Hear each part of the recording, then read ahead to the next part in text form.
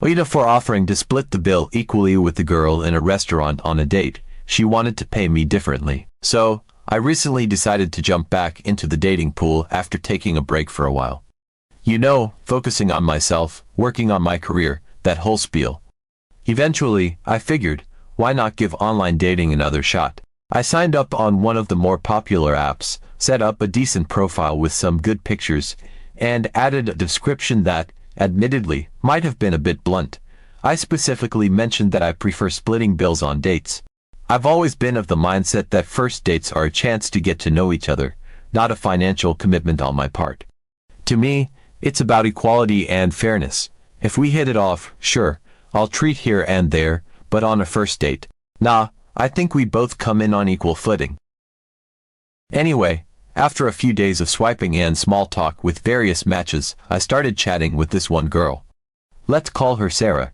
She seemed great, smart, funny, confident, and our conversation flowed easily. We talked about our jobs, shared some memes, and even had a little debate about the best pizza toppings. For the record, pineapple is a no-go for me, and she thought I was insane for that. After a couple of days, we decided to meet in person. Now, here's where things get interesting. I asked Sarah where she'd like to go, wanting to give her the freedom to choose.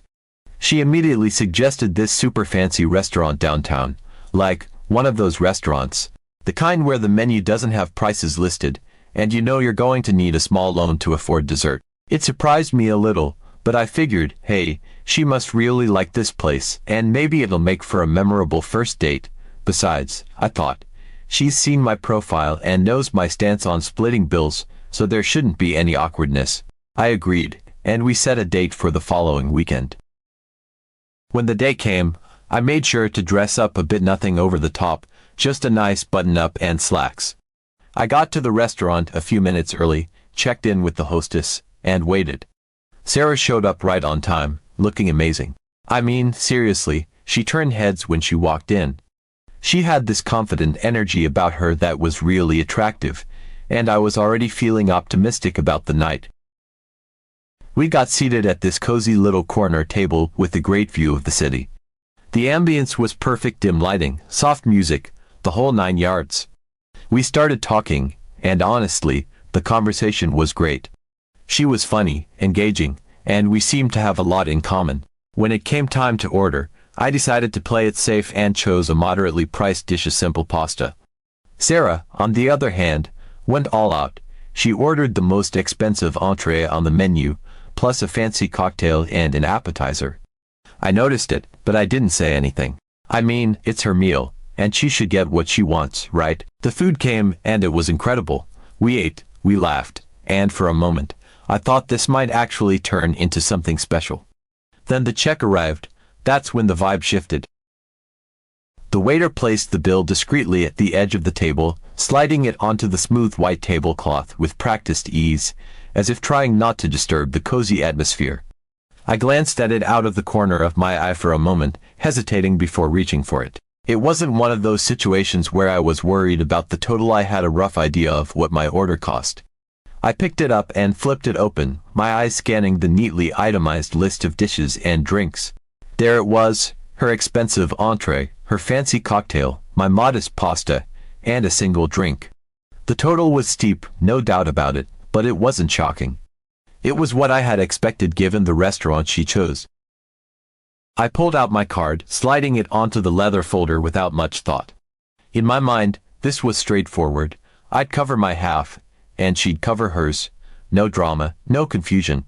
After all, this wasn't my first time on a date, and I'd made my stance on bills crystal clear from the get-go. As the waiter returned to swipe my card, I casually glanced up at Sarah.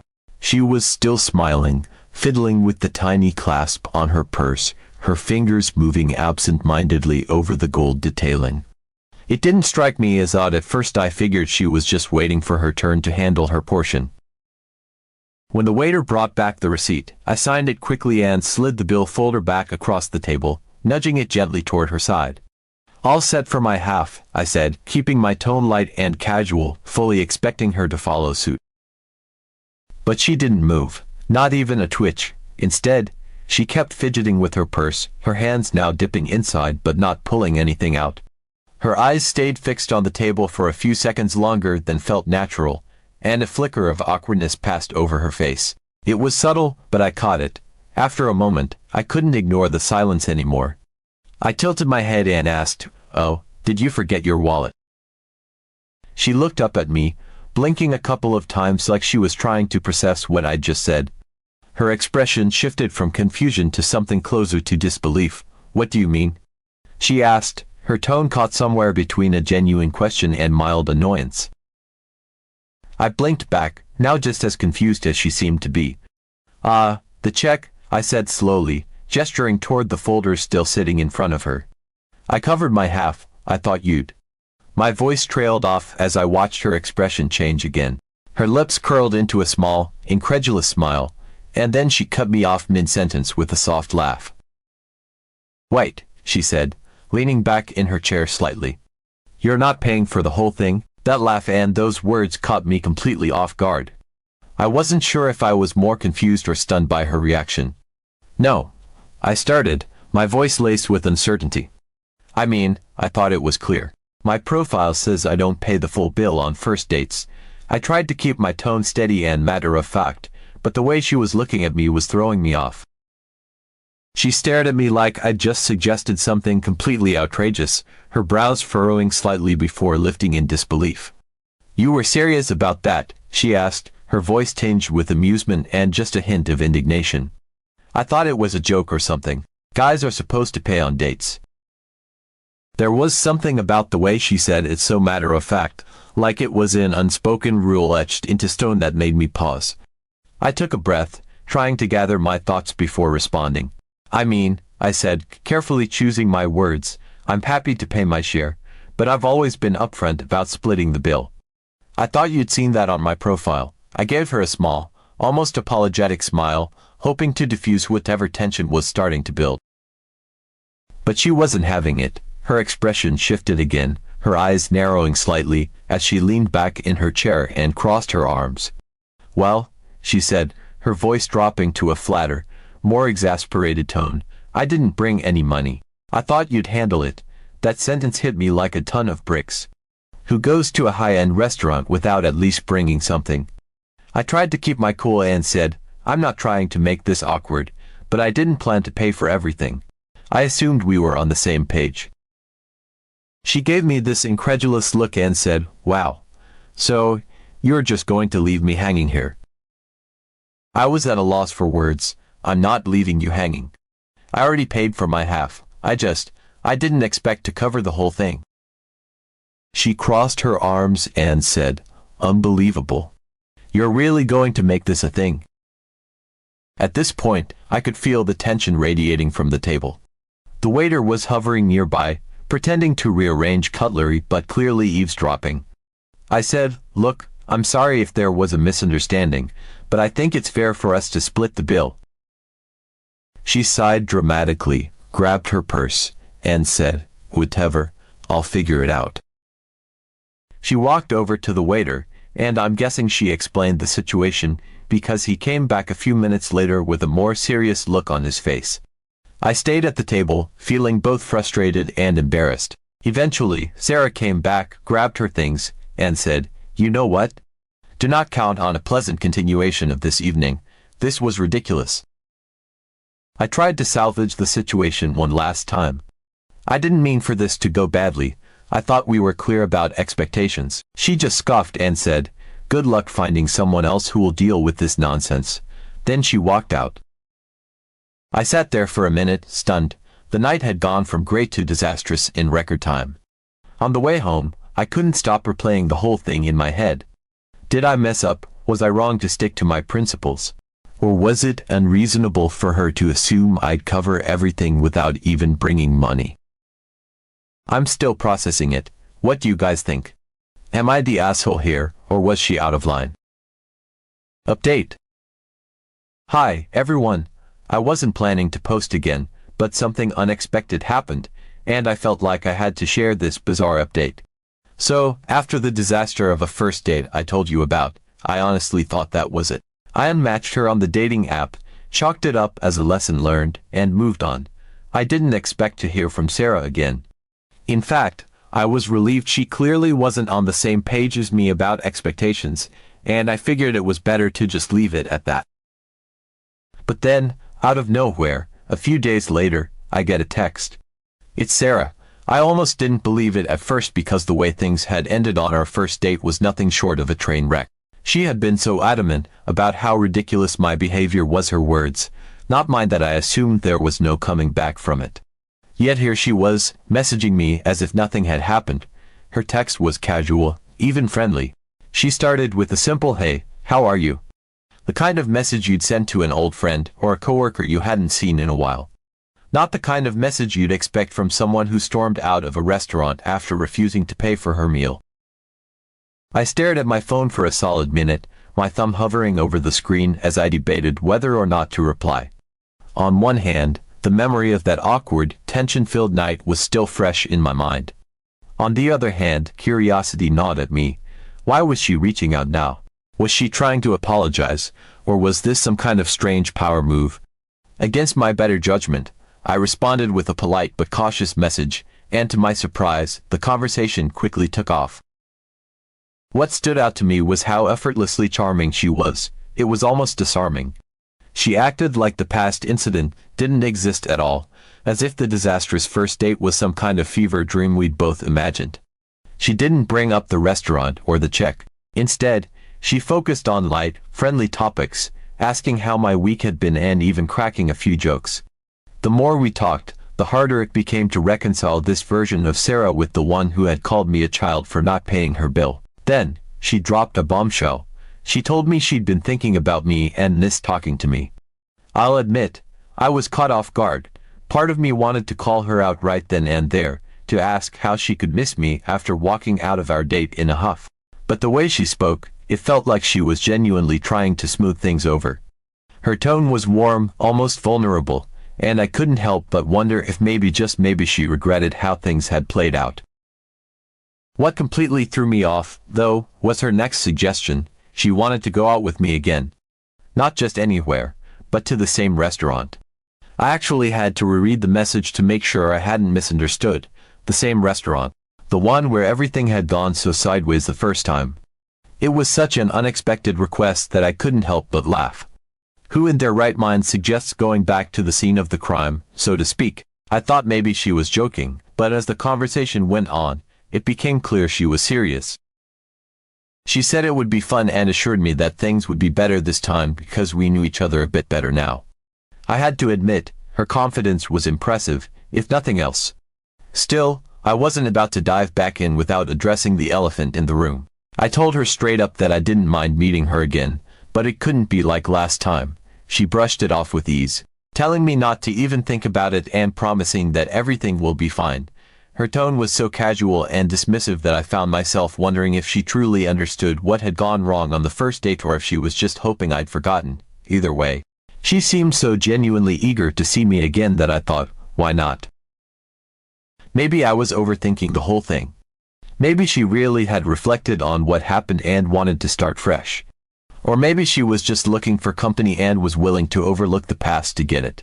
Either way, I figured one more date wouldn't hurt, especially if we were both clear about expectations this time. What's the worst that could happen, right? So, I agreed. I told myself she deserved a second chance, and besides, I couldn't deny I was curious about how this would play out. Part of me also thought she might be reaching out because she hadn't dated anyone in a while and was looking for companionship. Maybe the weirdness of the first date was just a fluke. I convinced myself that this time would be different. That evening, I met her at the restaurant again. She looked stunning, as always, and her energy was warm and inviting. I'll admit, I was cautiously optimistic. We got seated, and the conversation flowed naturally. We laughed, talked about our week, and shared stories. It felt nice. I started to let my guard down a bit, thinking maybe I had been too harsh in judging her the first time. When it came time to order, I noticed something. She wasn't holding back. Again, she ordered multiple appetizers, an expensive entree, a dessert, and a couple of cocktails. It was easily double, maybe triple, what I'd ordered.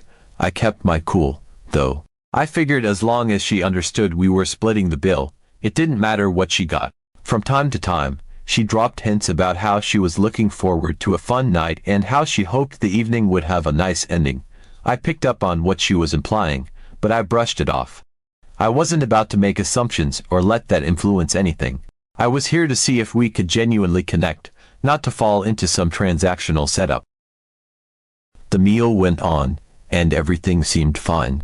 Then the bill arrived. I glanced at it, and sure enough, her half was significantly larger than mine.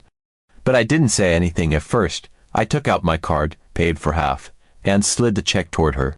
I told her I'd covered my portion, and now it was her turn. That's when the whole mood shifted. She leaned back in her chair, crossing her legs slowly, with a confidence that radiated entitlement.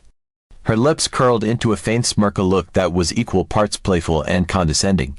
It was as if she believed she held all the cards in this situation, like she was testing me, daring me to make the move she expected. For a moment, she just sat there, studying me, as though waiting for me to realize some unspoken rule I had apparently failed to follow. Then, in an almost exaggeratedly casual manner, she shifted, and crossing her legs deliberately and adjusting her posture. As she did, she spread her knees slightly in my direction, leaning forward just enough to draw attention, her body language calculated to make a point without saying a word. Her voice softened, dripping with a sweetness that felt entirely rehearsed, as she told me that I should act like a real man and cover her part of the bill. The way she said it wasn't just a suggestion, it was a challenge.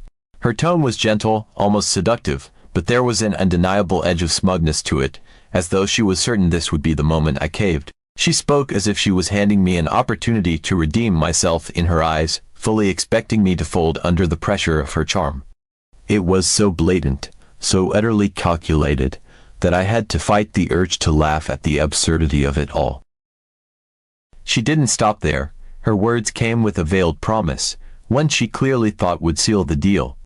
She hinted that she wanted to get to the fun part of the evening, making her intentions unmistakably clear. There was no ambiguity left in her tone, no room for misinterpretation. The playful hints she had been dropping all night were now fully laid out on the table. Her confidence was almost impressive in its brazenness, as though she believed there was no way I could possibly say no. But even as she sat there, using every trick in the book to sweet-talk me into footing the bill for her extravagant meal, I couldn't get past the sheer audacity of it. The entitlement was overwhelming. The way she framed it, this wasn't a mutual exchange of interest or connection, it was transactional, pure and simple. And the way she presented herself, as though she was doing me some kind of favor, only made it worse. I kept my composure, though, refusing to let the situation rattle me. I calmly explained that I had already paid for my half of the bill and that she needed to take care of hers. Her smile, which had been so confident and self-assured just moments ago, faltered slightly.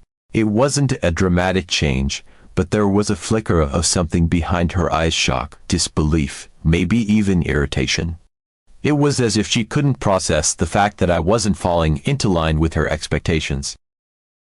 She sighed dramatically, leaning forward across the table, her voice dropping to a whisper.